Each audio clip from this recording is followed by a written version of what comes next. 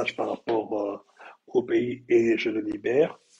Maintenant, euh, les hommes sont en train de, je dirais avec un peu de sagesse, parce que je ne crois pas être suffisamment sage, mais les gens sont en train de courir après beaucoup de choses, élections, etc. Depuis 2013, même plus tôt, on peut remonter depuis 97, le Seigneur a voulu, on a eu un problème de coupure d'électricité, donc on est en décès, comprenez-nous. Je disais que depuis 97, Dieu a voulu libérer ce pays, il a voulu changer ce pays. Malheureusement, les humains se sont levés, l'Église s'est levée et a prié. Les gens ont tellement prié, ils ont tellement insisté auprès de Dieu, comme Dieu écoute l'Église et que l'Église est l'épouse du Christ, Dieu a écouté l'Église. Il a écouté l'Église, il n'y a pas eu guerre, il n'y a pas eu mort d'homme. Tout ce qu'on ne voulait pas voir arriver n'est pas arrivé. Kabila est entré dans le calme, les Mobutus se sont échappés, ils se sont organisés et ils ont détruit le pays. Ils ont renversé Moussé, ils sont revenus au pouvoir avec Joseph Kabila et Dieu a encore épargné ce pays en 2001 du massacre de la guerre qu'il aurait pu avoir après la mort de Moussé parce que l'Église avait prié. 2006-2007 et même entre 2003 et 2001, il a failli avoir des événements malheureux dans le pays. L'Église a encore prié et Dieu a fait passer la chose qui devait arriver. En 2007, 2011, de même, l'Église n'a pas voulu voir le sang couler. L'Église n'a pas voulu qu'il y ait des affrontements. L'Église a dit non à Dieu. Nous ne voulons pas voir des morts. Et Dieu a écouté l'Église. Dieu a épargné.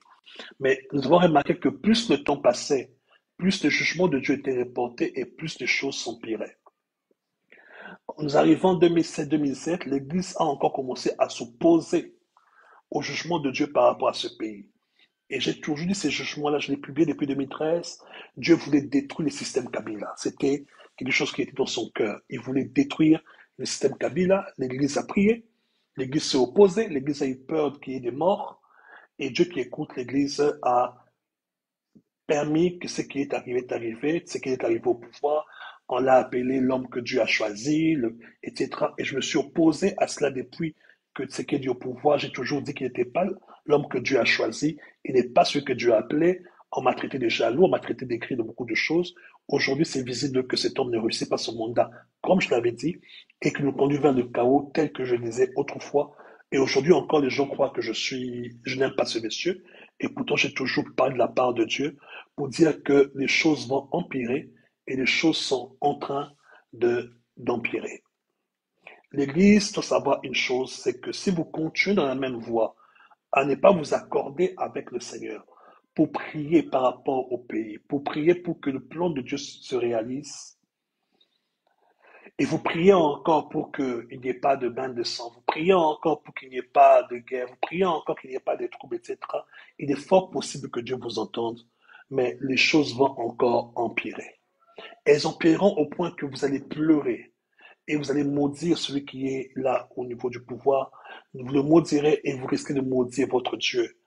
Parce que le Seigneur est en train d'attendre que vous puissiez en arriver à dire que nous sommes fatigués de ce système, nous sommes fatigués de ce pouvoir. Kabila n'est peut-être plus là physiquement, mais Kabila est toujours là au travers du système qui est perpétué au travers de l'homme qui est là au pouvoir. Le même système est toujours en place et on ne va rien attendre de bon par rapport à ce pays et à ce système tant que le Seigneur n'aura pas détruit ce système. Il détruira ce système et il le fera au travers des forces armées. Comment? Je ne sais pas.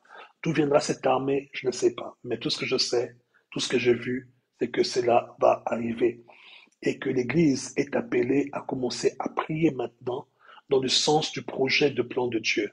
Ne priez plus dans le sens de vos propres craintes, de vos intérêts personnels parce que vous êtes la tribu du président, parce que vous êtes conseiller spécial. Non, priez que le dessein du Seigneur s'accomplisse. Si vous ne priez pas, si vous ne vous levez pas, voilà ce qui va s'en suivre. Aujourd'hui, on parle du M23, mais on va voir dans les prochains jours s'élever des groupes armés islamistes. Quand je dis islamistes, pas les aventures qu'on a vues récemment, des vrais islamistes, des hommes qui sont réellement armés, des hommes qui sont réellement entraînés. Ces hommes sont déjà vers l'est du pays. Ils vont entrer dans le pays. Il va y avoir la guerre, une vraie guerre que vous n'avez jamais vue. Et ils vont arriver jusqu'à Kinshasa. Ces hommes arriveront ici. C'est ce que je veux.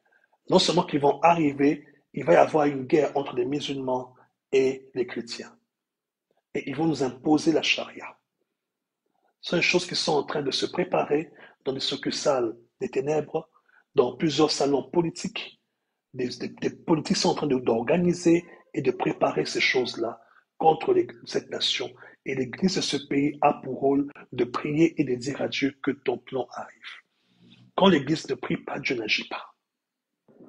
Je ne sais pas pourquoi Dieu a décidé qu'il en soit ainsi, mais Dieu a décidé que l'homme soit son partenaire, que l'homme travaille avec lui. Et l'Église du Congo doit se réveiller. Parce que bientôt, si vous ne vous réveillez pas, les musulmans ou l'islam va prendre ce pays. Non seulement qu'ils prendront ce pays, ils vont imposer la charia. Et ce sera une vraie guerre. Ce ne sera pas ce que nous sommes en train de voir au niveau de l'Est actuellement. Donc, il est temps que l'Église de la RDC se réveille, que l'Église de la RDC grandisse et que l'Église de la RDC commence à se préoccuper des pensées et des projets du Seigneur. Si l'Église ne se réveille pas, il va y avoir des crises encore plus sérieuses que celles que nous sommes en train de voir sur le plan alimentaire, la santé.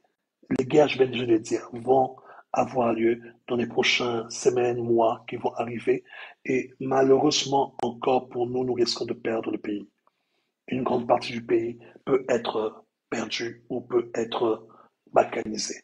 Ce sont des choses qui sont en train d'arriver, des choses qui sont en train de se préparer et qui sont décidées dans des conseils des nations, qui sont décidées dans certains pays qui décident sur les décès des nations, on les appelle l'État profond.